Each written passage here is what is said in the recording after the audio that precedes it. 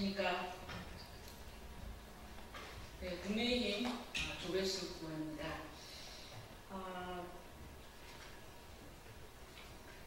최근에 민주당은 검찰청 폐지 법안, 그리고 소청, 그리고 또 중대범죄수사청, 국가수사위원회에 관한 법률안을 발의를 했습니다.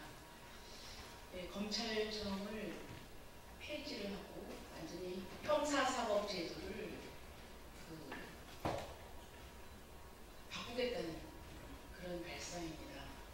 그러나 이것은 기존에 70년 동안 우리가 해왔던 형사사법 절차 제도를 근본적으로 어떤 충분한 검토 없이 파괴하는 것이고, 또 검사는 영장 청구권이 있고, 또 검찰총장의 임명에 대해서 헌법에서 규정하는 만큼 헌법상의 그런 기관인데, 이것을 부정하는 것은 저는 헌법을 부정하는, 헌법을 파괴하는 행위라고 생각됩니다.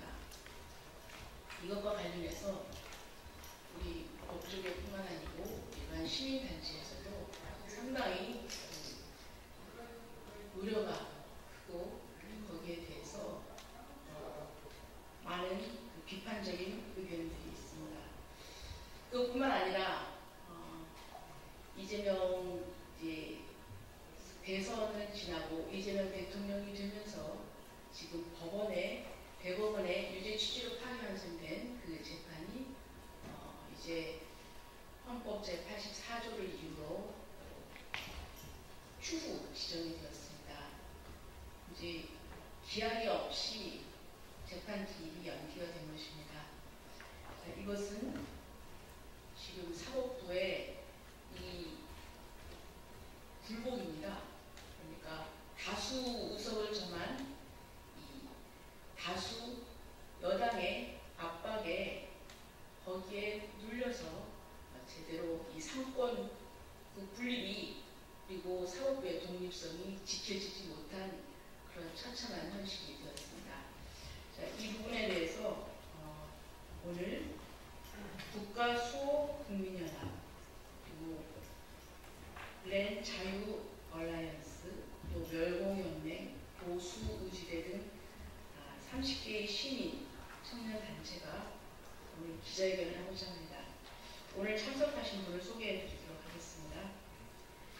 김우성 국가수호국민연합 상임 대표님, 또 이상훈 렌 자유 얼라이언스 대표, 그리고 사회정의를 바라는 교수 모임 중앙집행위원이신 조영탁 교수님, 그리고 또 자유헌정포럼의 상임이사인 박재호 상임이사님, 그리고 보수지대 진영관 부회장님, 그리고 국가수호국민연합의 이만필 사무총장님이십니다.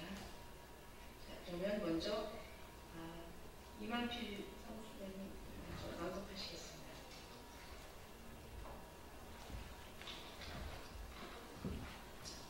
준비된 기자회견을 낭독하도록 하겠습니다.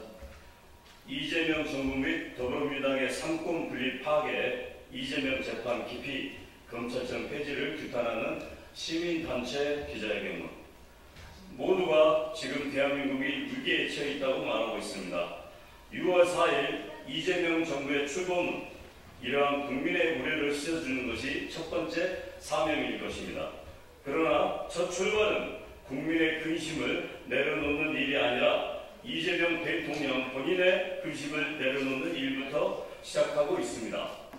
여당인 더불어민주당은 이재명 대통령의 재판과 수사를 담당하고 있는 법원의 대법관을 무작위로 늘리기 위해 법을 개정하고 검찰을 무력화시키기 위해 검찰청을 해체시키고 수사청과 기소청으로 분산시키겠다고 합니다.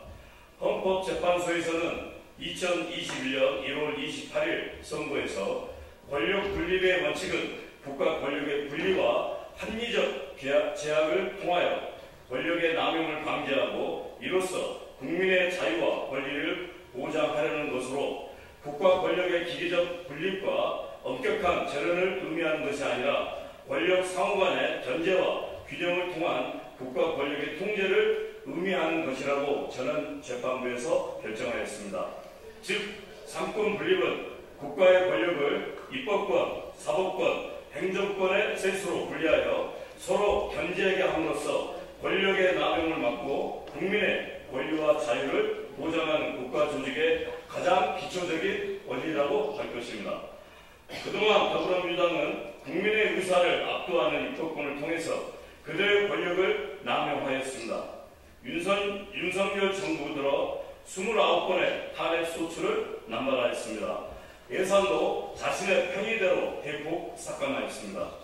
이제는 행정권을 거머쥐고 마지막 남은 사법권을 위협하고 장악하고자 합니다. 그 칼날의 끝은 지금 어디로 향하고 있는 것입니까? 오로지 이재명 대통령의 사법적 부담을 없애고 자신의 권력을 입법권, 사법권, 행정권을 모두 장악하여 자유민주주의의 핵심 원리인 삼권 분립을 완전히 파괴해서 괴물 독재로 가기 위한 것입니까? 근대 민주주의에서 삼권 분립을 처음으로 주장한 몽테스큐에이는 법의 정신에서 동일한 인간이나 동일한 행정관 단체의 수중에 입법권과 행정권이 결합되어 있을 때는 자유가 존재하지 않는다라고 얘기합니다. 왜냐하면 같은 군주나 같은 의원이 전제적 법률을 만들어 전체적으로 집행할 우려가 있기 때문입니다. 사법권이 입법권과 행정권에서 분리되어 있지 않을 때도 자유는 존재하지 않는다고 합니다. 만약 사법권이 입법권에 결합되어 있다면 시민의 생명과 자유에 대한 권력은 자의적일 것입니다. 왜냐하면 재판관이 곧 입법자일 것이기 때문입니다. 동일한 인물들의 동일한 단체가 이 세 가지 권력을, 즉 법률을 제정하는 권력과 공공의 결정을 하는 실행하는 권력과 범죄나 개인들의 분쟁을 심판하는 권력을 행사한다면 모두 망치고 말 것이라고 경고했습니다. 이재명 정부와 더불어민주당은 이번 6.3 대선 결과가 국민들이 자신들에게 입법권, 사법권, 행정권을 모두 준 것이 아님을 각성해야 할 것입니다. 대한민국 다수의 국민들은 자유민주주의의 근간이 되는 삼권 분립을 파괴하고 오로지 동일한 인물인 이재명 대통령에게, 동일한 단체인 더불어민주당에게 입법권과 사법권, 행정권을 모두 줘서 권력을 남용하게 할 만큼, 그래서 대한민국을 망치게 할 만큼 어리석지 않음을 기억해 주시기 바랍니다.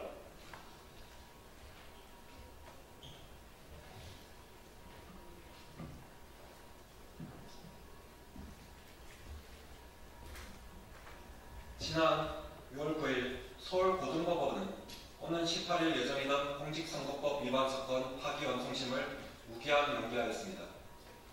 헌법 제84조에 따른다는 단 한 문장으로 대한민국 사법의 시계는 완전히 멈추었습니다.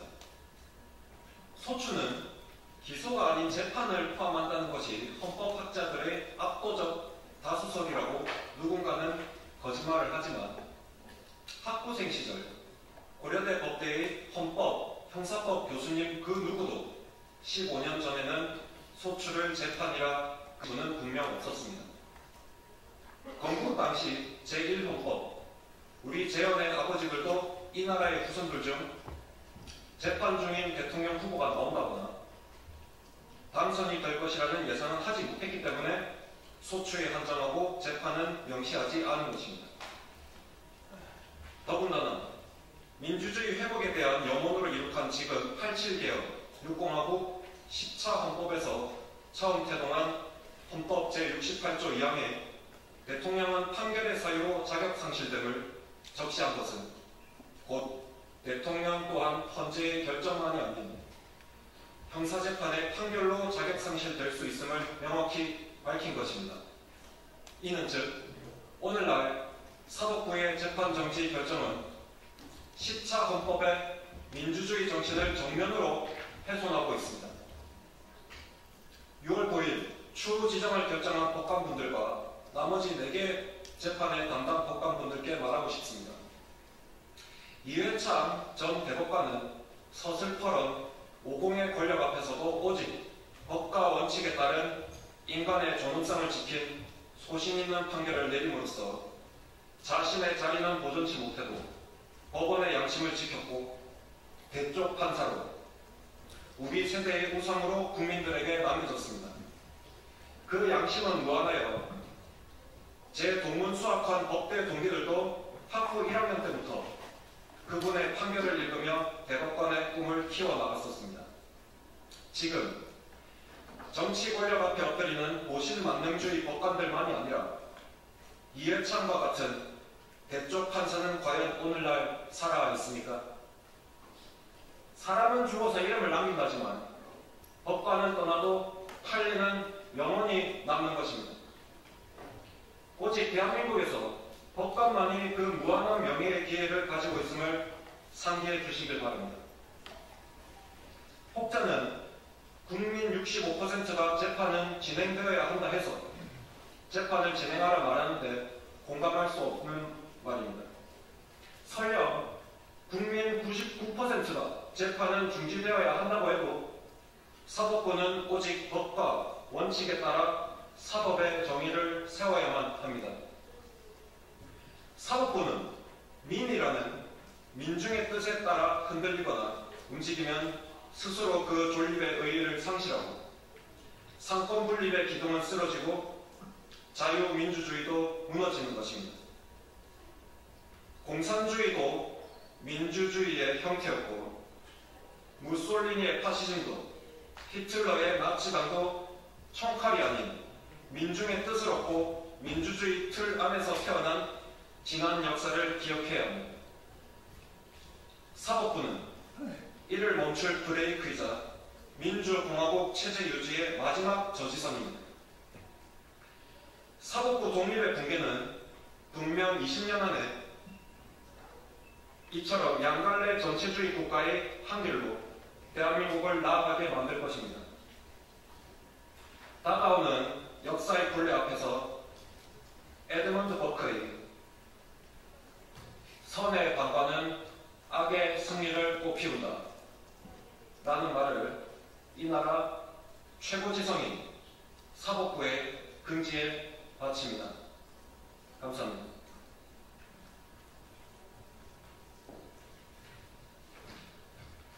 안녕하십니까. 저는 지방대학에서 물리학을 가르치고 있는 대학 선생님입니다만 오늘 이 한 장의 원고에 담긴 내용은 일반적인 지성을 가진 국민이라면 누구나 말할 수 있는 내용이므로 평균적 국민의 목소리라고 생각하시고 들어주시기 바랍니다. 존경하는 국민 여러분, 지금 정부 여당이 강행하고 있는 검찰청 폐지와 수사, 기소 완전 분리는 단순한 제도 개편이 아니라 국민의 눈과 귀, 입을 막는 사법 통제 시도입니다. 한마디로 말하면 법치주의를 정면으로 부수고 자기 편만 살아남게 만들겠다는 정치 공작입니다. 첫째, 왜 지금 이 시점에 갑자기 검찰을 없애겠다는 겁니까? 우리 대다수 국민은 기억합니다. 만일 검찰이 없었더라면 조국 전 장관 일가의 권력형 비리, 모 권력자의 대장동, 백현동 등 성남 개발 비리, 위례 신도시 개발 특혜, 성남 FC 불법 후원금 수수, 외환 거래법 및 대북지원법 위반, 위성교사 및 재판 불응, 벌금형 등의 수없는 사건, 모 권력자 부인의 공직선거법 위반, 법인카드 유용 및 업무상 배임, 또 관용차 공무원의 사적 유용 혐의 등 현 정권 실체들과 관련된 각종 수사는 진작에 묻혀설 것입니다. 이러한 불편한 진실들을 입막음하려는 게 지금의 입법 목적이 아닙니까? 둘째, 형사사법 시스템을 형사사법 시스템을 붕괴시키는 구조적 문제입니다. 수사는 경찰, 기소는 검찰로 나눈다면서 그 둘 사이에 협력 시스템도 벽을 쳐놓았습니다. 그 결과는 뭡니까? 수사는 부실하게 되고 기소는 책임을 회피하게 되고 국민은 정의를 못 누립니다. 이미 경찰의 무혐의 남발, 부실수사, 증거 누락 누락의 사례는 수도 없이 보고되었습니다.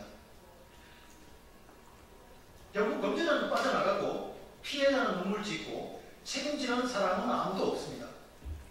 이게 우리가 원하는 사법개혁입니까? 셋째, 국회 통과 절차 자체도 반민주적 폭거였습니다.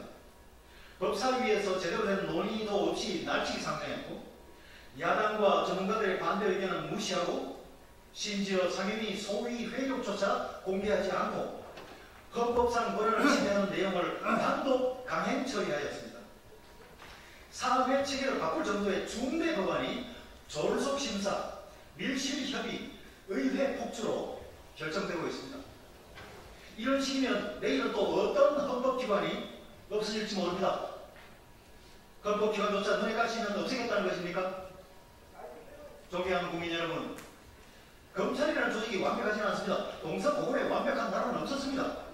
그래서 이는 개혁의 대상이지 해체와 파괴의 대상이 될 수는 없습니다. 검찰은 권력형 비리를 견제할 수 있는 마지막 장치임을 잊어서는 안 됩니다. 따라서 검찰을 없애버린다는 것은 정의를 지키는 마지막 보루를 무너뜨리는 것입니다.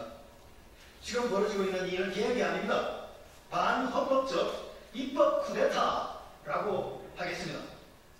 우리는 지금 정의냐 권력이냐 법치냐 독재냐라는 기로에 서 있습니다. 이 위험한 입법 폭주 반드시 국민의 힘으로 막아내야 합니다. 감사합니다. 고맙습니다.